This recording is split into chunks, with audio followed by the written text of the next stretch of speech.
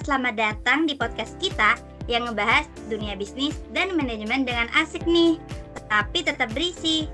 Dengan saya Novia Nomor Putri dan rekan saya Sinar Sandi Sihombing.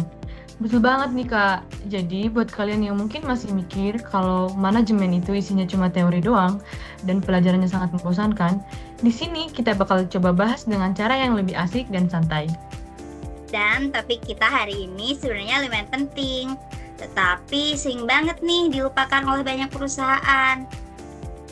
Betul banget Kak. Topiknya itu tentang perencanaan sumber daya manusia atau HR planning. Karena faktanya banyak perusahaan gagal bukan karena produknya yang jelek, Tapi karena orang yang bekerja di dalamnya tidak direncanakan dengan baik. contohnya nih, perusahaan sering tiba-tiba kekurangan karyawan padahal bisnisnya tuh lagi naik-naiknya. Ya Kak, betul banget. Atau malah sebaliknya. Karyawan terlalu banyak tapi pekerjaannya sedikit. Akhirnya perusahaan tuh rugi karena harus bayar gaji yang seharusnya tidak perlu dikeluarkan.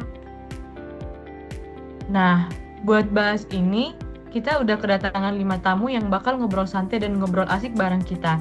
Sebelumnya, kita akan memperkenalkan 5 tamu kami. Kami persilahkan.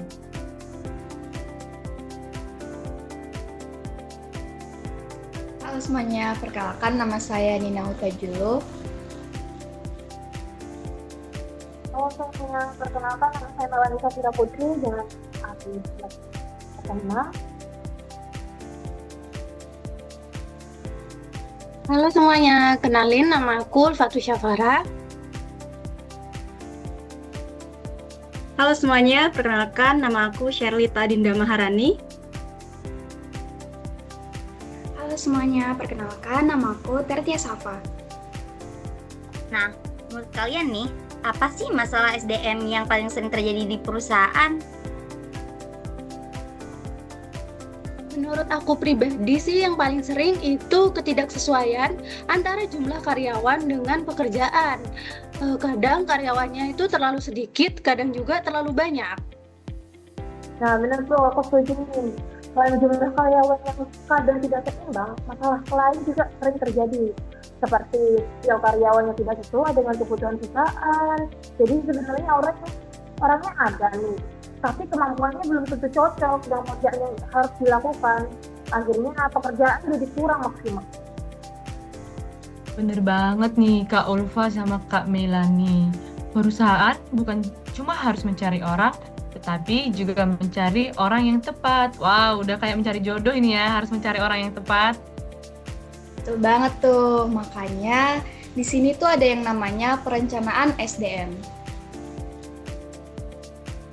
Aku pernah denger nih dulu waktu pas baca-baca buku tentang demand forecasting. Kira-kira ada nggak kakak-kakak yang bisa menjelaskan sebenarnya apa sih demand forecasting ini? Nah, sekarang sebelum ke berikutnya itu kita harus tahu dulu apa itu demand forecasting. Demand forecasting adalah sebuah proses memperkirakan jumlah dan jenis karyawan yang dibutuhkan oleh perusahaan di masa yang akan datang atau di masa depan. Berarti perusahaan harus melihat rencana bisnis juga ya. Ya, misalnya perusahaan itu ingin membuka cabang baru, maka mereka harus memprediksi berapa karyawan yang harus direkrut. Nah, misalnya nih Kak, kalau perusahaan salah memprediksi orang, kira-kira konsekuensi apa yang bakal terjadi nih? Nah, dampaknya sih bisa besar banget ya, karena jika karyawannya ini terlalu sedikit, maka karyawan yang ada ini akan kewalahan. Tapi jika terlalu banyak, maka biaya perusahaan ini akan semakin besar.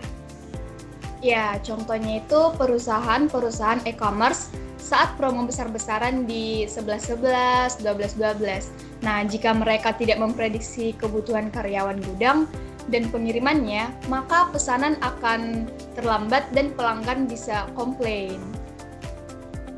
Wow, terima kasih ya Kak Nina informasinya.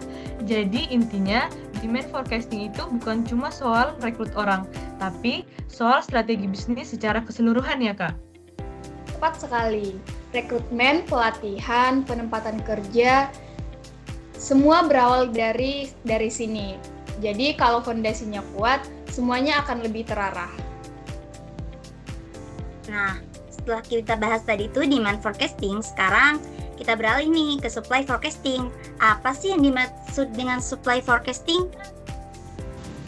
Nah, sekarang jelasin supply forecasting. Apa sih supply forecasting? Supply forecasting itu sendiri sebenarnya itu proses untuk menganalisis ketersediaan tenaga kerja yang dimiliki perusahaan. Jadi perusahaan harus tahu nih berapa jumlah karyawan yang ada sekarang, kemampuan apa aja sih yang mereka punya, dan juga siapa yang punya potensi untuk dipromosikan atau mengisi posisi tertentu di masa depan.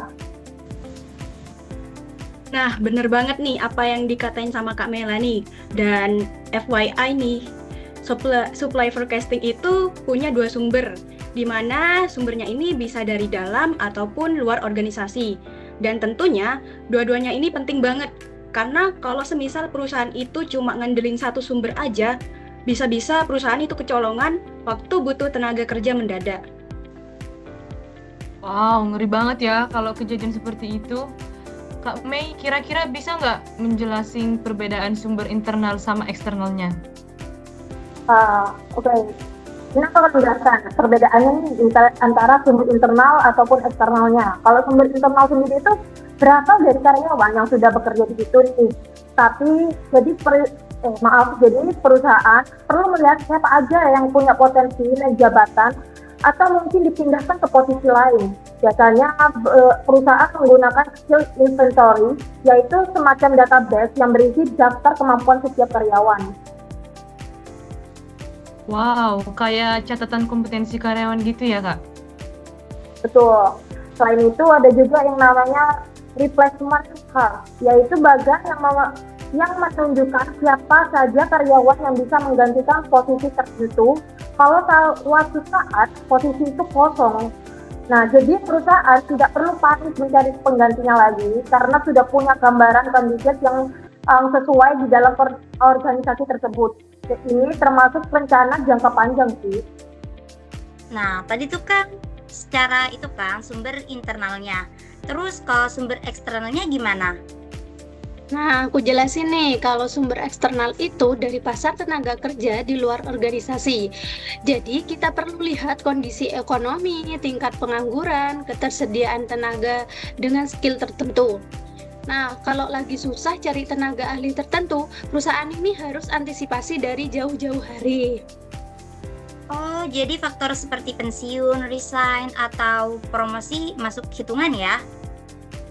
Betul sekali. Jadi ada yang namanya data turnover. Data turnover ini tuh digunakan untuk mengetahui stabilitas tenaga kerja, efektivitas manajemen SDM, dan jumlah karyawan yang masuk ataupun yang keluar. Jadi kalau setiap tahun ada 10% karyawan yang keluar, itu harus masuk perhitungan supaya tahu berapa yang benar-benar tersedia untuk kedepannya. Wow, jadi supply forecasting ini kayak bikin stok opname untuk sumber daya manusia ya? Seru banget kayaknya. Cocok analogimu sangat pas sih, Sinar. Aku setuju. Nah, kan sudah dibahas tadi 2 bagian tersebut. Sekarang kita bahas nih analisis tren. Kalau Kak Ulfa, ini kerjanya bagaimana ya? Jadi kalau analisis tren itu kerjanya kayak teknik untuk memprediksi kebutuhan tenaga kerja di masa depan berdasarkan data masa lalu. Jadi kita lihat dari pola, apakah jumlah karyawannya itu naik, turun, atau stabil dari waktu ke waktu. Wow, berarti ini kayak belajar dari sejarah ya, dari masa lalu. Gak apa-apa sih, yang penting jangan ingat-ingat masa lalu ya kakak-kakaknya. Betul banget nih Kak Sinar. Jadi misalnya dari data 3 tahun terakhir, setiap kali penjualan naik 300 juta, perusahaan biasanya rekrut 10 karyawan baru. Nah, kalau tahun depan penjualan diprediksi naik lagi, kebutuhan tenaga kerjanya bisa diperkirakan dengan pola yang sama. Wah, praktis banget ya. Tapi ini ada kelemahannya nggak sih, Kak? Iya, ada kelemahannya ya. Jadi kan analisis tren ini sangat bergantung pada data lama. Nah, jadi kalau ada perubahan besar seperti pandemi, otomatisasi, dan perubahan strategi bisnis, ini prediksinya bisa aja meleset. Nah, makanya biasanya pakai beberapa teknik lain biar hasilnya lebih akurat. Oh, begitu ya Kak Tertia. Jadi, untuk menentukan tren analisis ini, diperlukan teknik lain untuk mendapatkan hasil yang akurat ya Kak? Teknik apa aja sih yang dapat membantu tren analisis ini?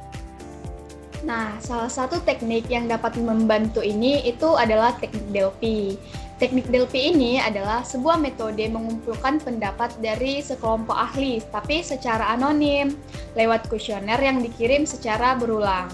Tujuannya itu untuk mencapai konsensus tanpa ada satu pihak yang mendominasi. Oh, jadi pendapatnya dikumpulin satu-satu, bukan rapat bareng gitu. Betul, justru itu adalah sebuah kelebihan dari teknik Delphi-nya. Dengan anonim, semua orang berani jujur tanpa tekanan. Dan setiap putaran, peserta bisa merevisi jawaban berdasarkan masukan peserta lainnya. Hasilnya ini akan menjadi semakin terasa di setiap putarannya. Oh, gitu ya Kak, teknik Delphi ini. Kira-kira teknik Delphi ini digunakan sepanjang waktu kah? Atau pada waktu-waktu tertentu saja? Menurutku sih teknik Delphi biasanya digunakan ketika perusahaan sedang menghadapi sesuatu yang cukup kompleks atau tidak pasti sih. Nah, misalnya nih, saat perusahaan ingin merencanakan kebutuhan pelatihan jangka panjang atau menyiapkan calon pemimpin di masa depan. Kalau data historinya tidak cukup untuk memprediksinya, maka pendapat para ahli atau manajer yang berpengalaman itu sangat membantu. Dengan cara itu, perusahaan bisa membuat keputusan yang lebih matang dan meskipun datanya belum ungkap. Oh, jadi hasil analisis tren ini mengandalkan data historis dan teknik Delphi mengandalkan pendapat ahli. Keduanya saling melengkapi ya. Betul banget Kak Amor. Seperti hidup kita yang dilengkapi kalau dicintai keras kita. Lucu banget nih Kak Sinar. Oke. Sekarang masuk ke topik favorit Shirley nih. Shirley, bagaimana sih perencanaan suksesi itu? Apa dan kenapa sangat penting ya? Oke, jadi gini Kak Amor, succession planning itu basically proses nyiapin pengganti buat posisi-posisi penting di perusahaan. Jadi, nggak nunggu nih, ada yang pensiun dulu baru panik nyari orang. Jadinya udah disiapin dulu dari jauh-jauh hari, dan bayangin aja nih, tiba-tiba manajer utama itu resign. Kalau nggak ada succession planning ini, perusahaan pastinya bisa chaos. Wow, kayak punya cadangan pemimpin gitu ya Kak? Yaps, betul banget Kak Sinar. Dan ini nih yang bikin succession planning itu worth it banget. Mulai dari bikin organisasi nggak gampang goyang, nyiapin next generation leader, sampai bikin karyawan terbaik tuh mikir 2 kali sebelum resign. Jadinya nurunin tingkat turnover. Jadinya dengan menggunakan succession planning ini, sekali jalan banyak masalah kelar. Bagaimana sih Kak prosesnya? Dan apa aja sih tahapannya kalau boleh tahu? Oke, jadi ini nih, untuk prosesnya itu ada 3 tahap. Yang pertama itu kita petain dulu nih, posisi mana yang paling kritis kalau sampai kosong. Dan yang kedua, kandidatnya kita tempa dulu nih dari dalam. Kayak misalnya di training, kemudian dirotasi ke berbagai divisi, sampai di mentor sama yang senior. Nah, baru nih tahap ketiga atau tahap yang terakhir, itu kita lihat siapa nih yang paling siap dan layak tentunya buat naik level. Wow, keren banget Kak Sherlita penjelasannya. Tapi aku penasaran nih, kira-kira contoh konkretnya kayak gimana ya Kak? Nah, nih misalnya ini ada seorang manajer operasional nih yang akan pensiun 2 tahun lagi. Perusahaan tidak menunggu sampai waktunya pensiun baru mencari pengganti. Tapi dari sekarang mereka sudah mulai melihat supervisor mana yang lebih punya potensi. Kemudian supervisor itu bisa diberikan pelatihan kepemimpinan, rotasi kerja di beberapa divisi, atau mentoring langsung dari manajer yang akan pensiun. Jadi ketika waktunya tiba, perusahaan sudah punya kandidat yang sesuai dan yang siap menggantikan posisi tersebut. Keren. Tapi apa ada tantangannya juga ya? Iya, tantangannya itu ada banyak. Dan setauku yang paling berat itu fenomena war of talent. Jadi tuh susah banget untuk cari dan mempertahankan karyawan yang berbakat. Karena persaingan antar perusahaan ini kan sangat ketat. Belum lagi kalau misalkan ada kandidat yang udah kita kembangkan, tapi malah keluar dan kerja di tempat lain. Betul banget Kak, kejadian itu nyata guys. Apalagi di industri teknologi sekarang. Kira-kira cara mengatasinya bagaimana ya kakak-kakak semua? Nah, ini pertanyaan bagus nih Kak Sinar. Succession planning ini harus dibarengi sama manajemen talenta yang kuat. Jadi kalau karyawan merasa dihargai, terus punya jalur karir yang jelas, dan ada masa depan di perusahaan ini, nah maka karyawan ini akan cenderung lebih mau bertahan di perusahaan. Jadi succession planning dan talent management itu dua sisi dari satu koin yang sama ya.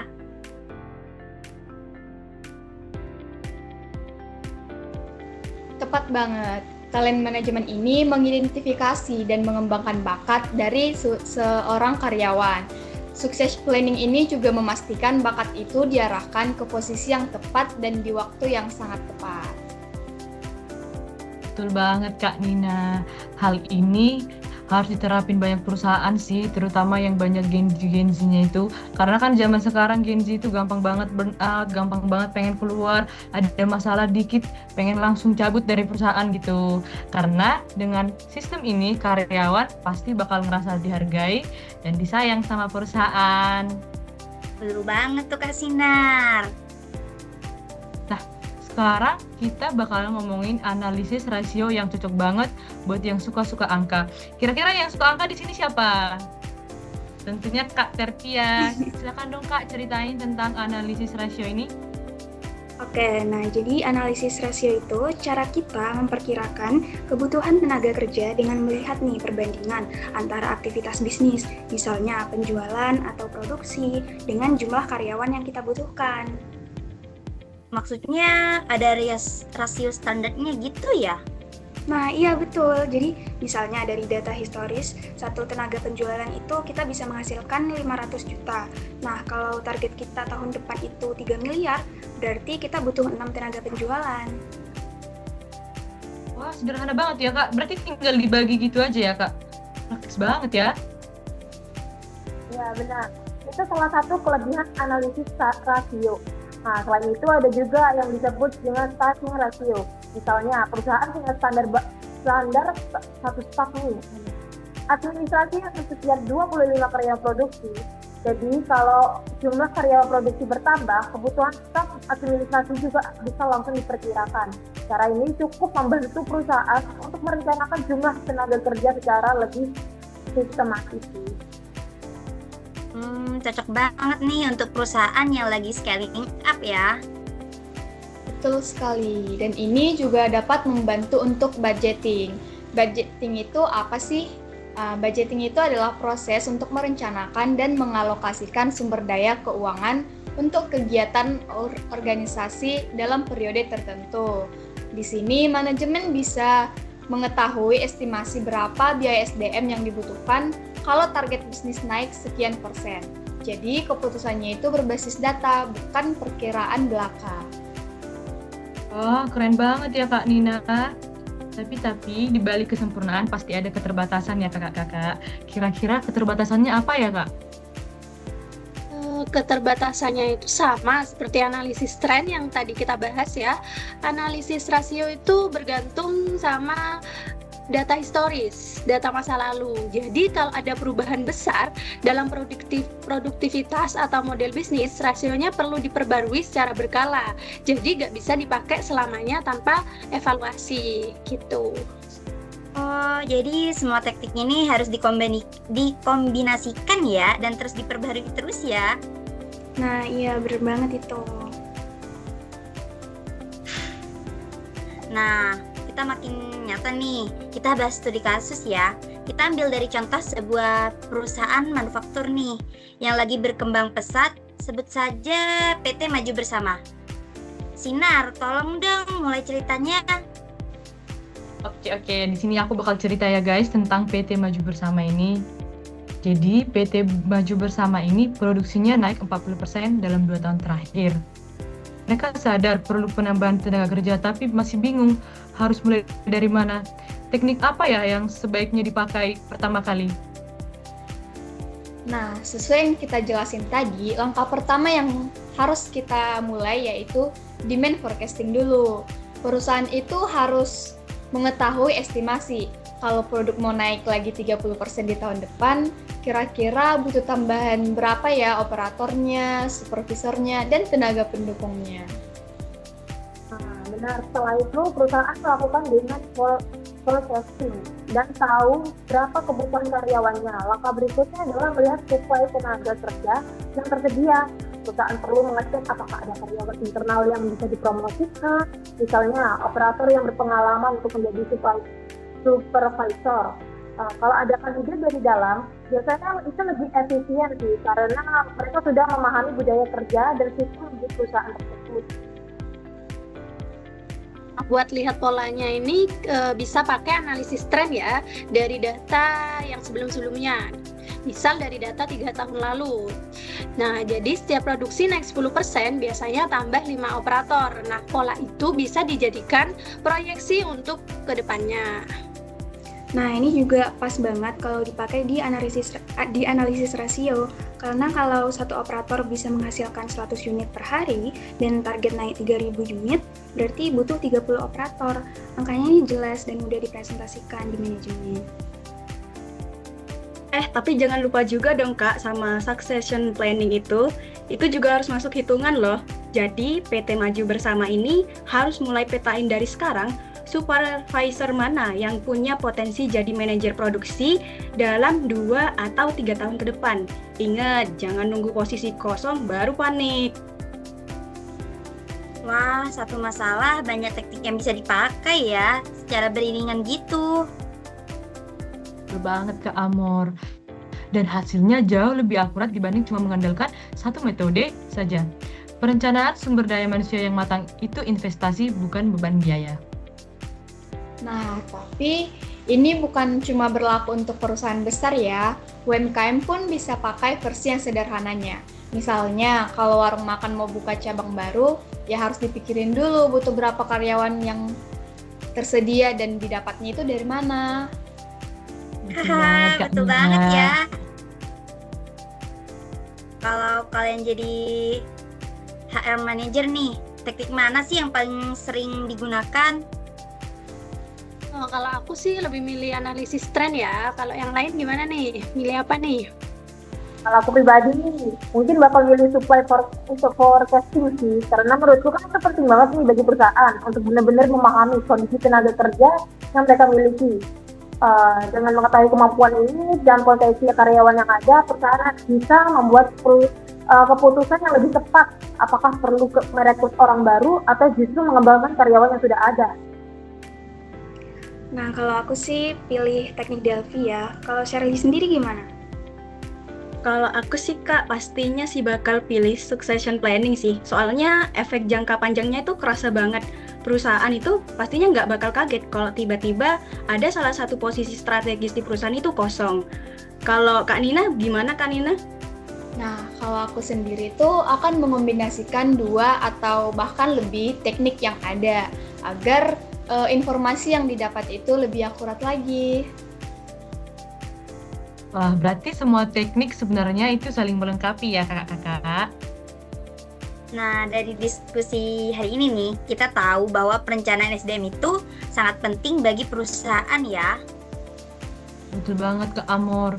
Jadi kalau disimpulkan, perencanaan SDM itu bukan satu teknik saja, tapi kombinasi dari berbagai pendekatan yang saling melengkapi.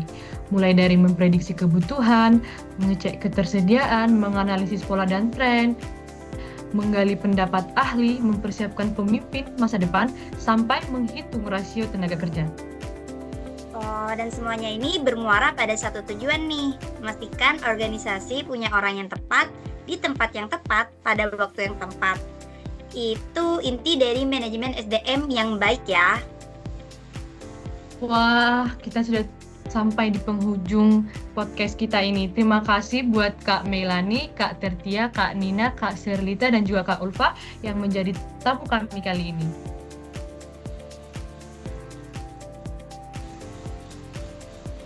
Sama-sama. Dan buat teman-teman nih yang dengerin podcast ini sampai selesai, semoga materinya bermanfaat ya. Ilmu SDM itu bukan cuma untuk yang kerja di HRD aja, tapi untuk siapapun yang suatu hari akan memimpin sebuah tim nih. Ya, betul banget Kak Amor. Saya, Sinar Sani Siombing, dan rekan saya, Novia Namor Putri. Sampai jumpa di episode berikutnya. bye-bye. Sampai ketemu lagi guys. Sampai ketemu lagi semuanya. Sampai ketemu lagi.